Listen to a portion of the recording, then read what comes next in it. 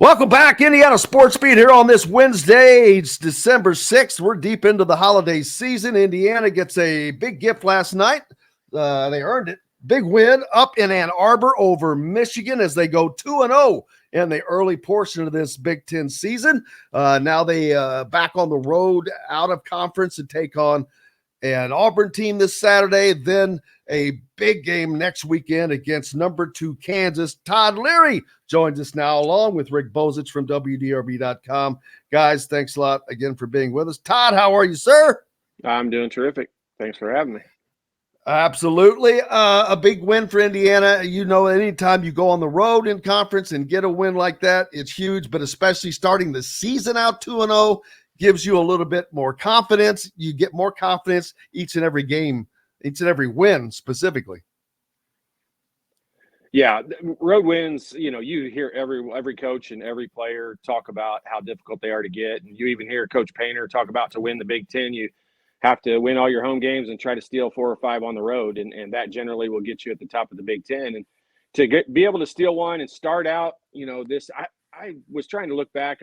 I just didn't start and prepare in time, but I don't remember the last time Indiana won both games in, prior to January when they started doing these early games. But I know it's been a while because they've had the opportunity a few times, and I know we didn't do it. So it's a big deal. Like to not play your best. It isn't like some miracle, somebody threw in 9 3-pointers and we won kind of on a fluke. Like they won by just grinding it out and battling and hanging around, and they made shots when they needed to, and it could have been a lot easier. It also could have ended up as a loss. So it's a big time step for them to win this game on the road this early.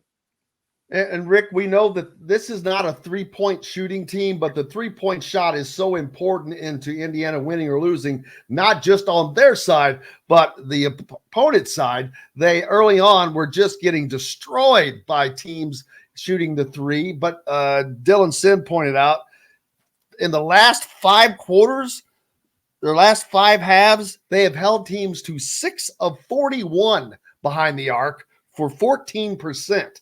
Last night it was Michigan going 4 of 17. That has become a huge difference. Indiana 3 of 9. It's okay. It's acceptable. It's what you'll take. I know Todd will say, like to see 6 or 7 because that could be the difference in winning games or bigger games or not. But keeping these teams down, if they can continue to do this, Rick, is going to be gigantic because last night they outscored Michigan 52-28 in the paint. Yeah, first to Todd's points, the first time since 2019 they won their first 2 games. Romeo's year, they beat Northwestern and Penn State on the road, Northwestern at home that season, and the Northwestern game was nip and tuck. Secondly, the improvement in 3-point defense has been very striking. They could have lost the Florida Gulf Coast game because they gave up too many threes. They could have lost the Army game because they gave up too many threes. They let guys come into Assembly Hall and get comfortable shooting those shots. And they've cleaned it up, gotten better at it, still have work to do, but it has been an improvement.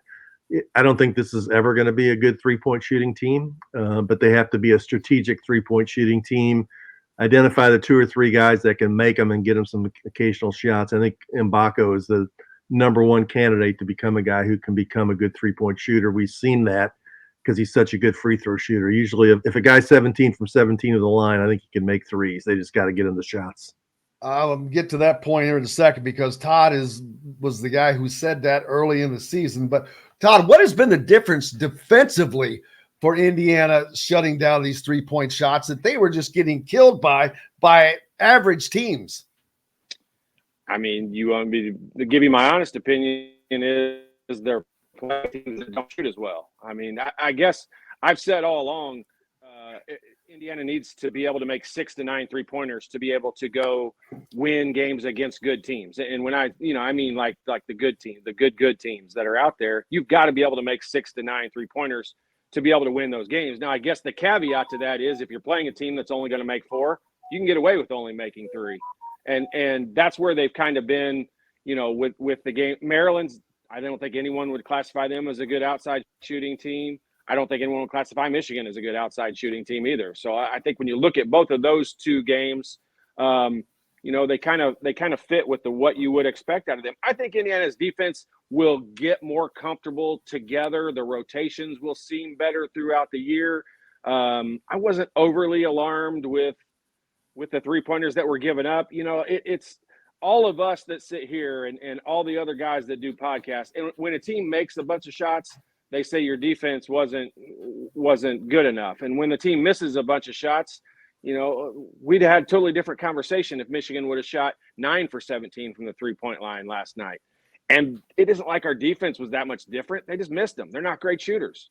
And most teams don't have great shooters. I mean, I think that's what separates teams like Florida Atlantic and makes teams that are a little bit undersized like them be capable of beating teams that are really good teams, because they've got 5 guys on the floor or 4 guys on the floor a lot of times that can spread the floor out and make shots. And then on the shooting side of things, Mackenzie Mbako has started to slowly come around. He just looks more comfortable.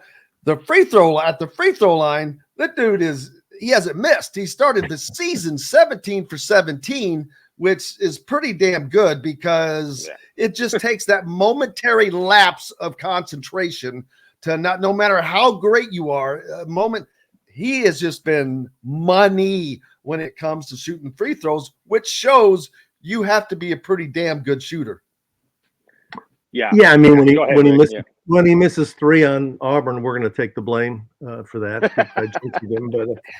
You watch his stroke. He has a stroke that looks like a shooter. Doesn't look like he's got somebody needs to correct some things on him. You watch some of the other guys shoot free throws and they're wishing or hoping that it goes in, or they don't have their feet lined up properly, or their elbows not in, or they kind of push the ball or whatever. But he looks like somebody who's had a coach along the way who's, given him a good clean stroke.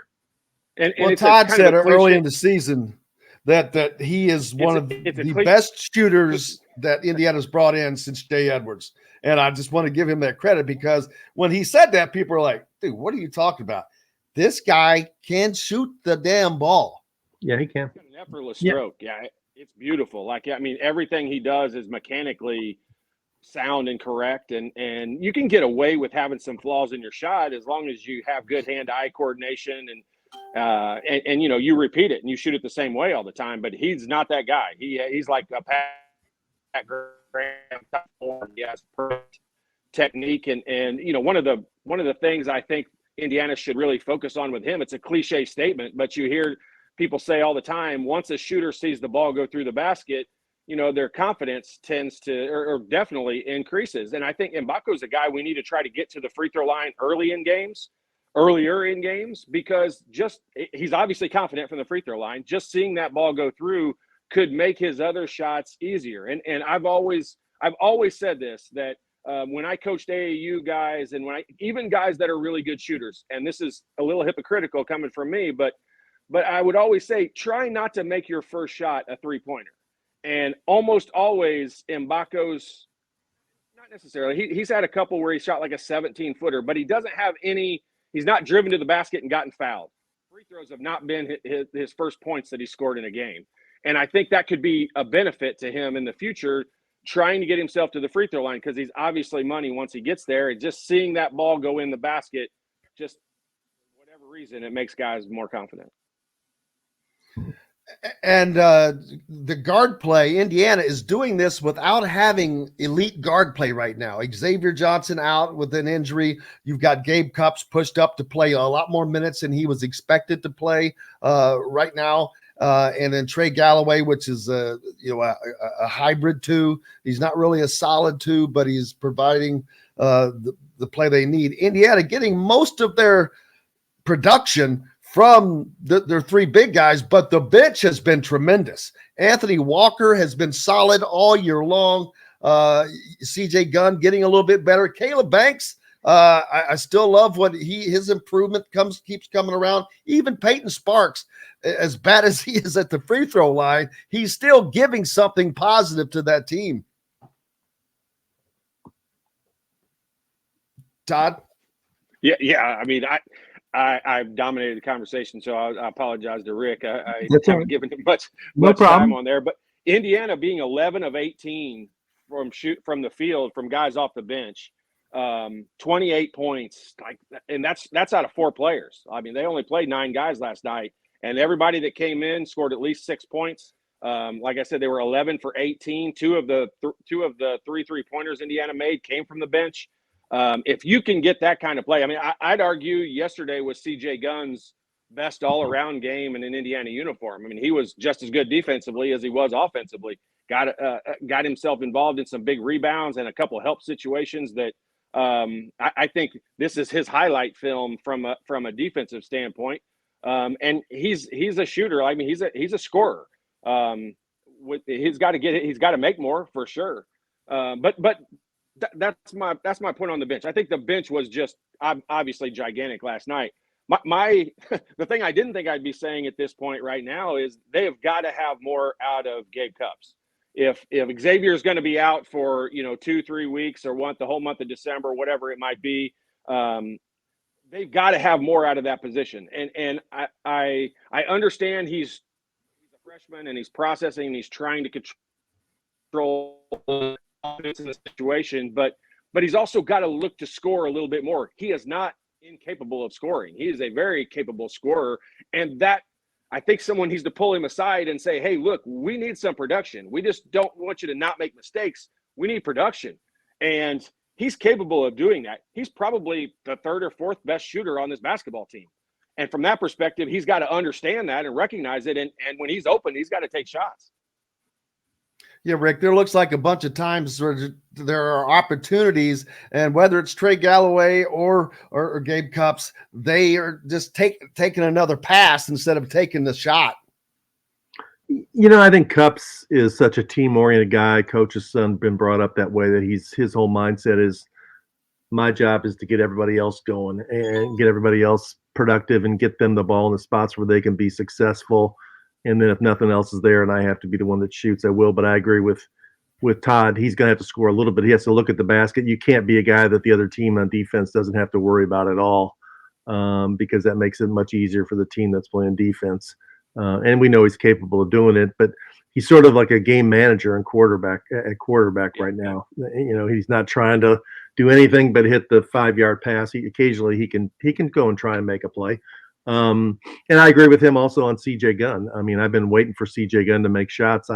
He made shots in high school at a decent level. I think a game like last night should give him a tremendous amount of confidence because he was good on both ends of the floor. He's been good on defense all the way along. And last night he had those 2 steals that Indiana failed to convert that I thought were really going to damage their opportunity to win the game. But for his size, he's very quick. He can guard multiple positions. He can be a very, very, very helpful piece off the bench. Next up, Indiana hits the road to Atlanta to take on an Auburn team that's going to be another challenge outside of the conference, which will be a different type of play, different type of game. But Indiana has confidence right now, Todd, and they, unlike going to New York, they probably weren't that confident. They had average teams that were barely almost beat them, that they were struggling with defending the 3. That's not the case now. I think that they're going there with a ton of confidence, and this is a game that they can come back home as easily with a win as they can a loss. Well, this is a good the scheduling, I think, has just worked out good for Indiana to play a team like Auburn right now, because it's going to be different from anyone they've played so far.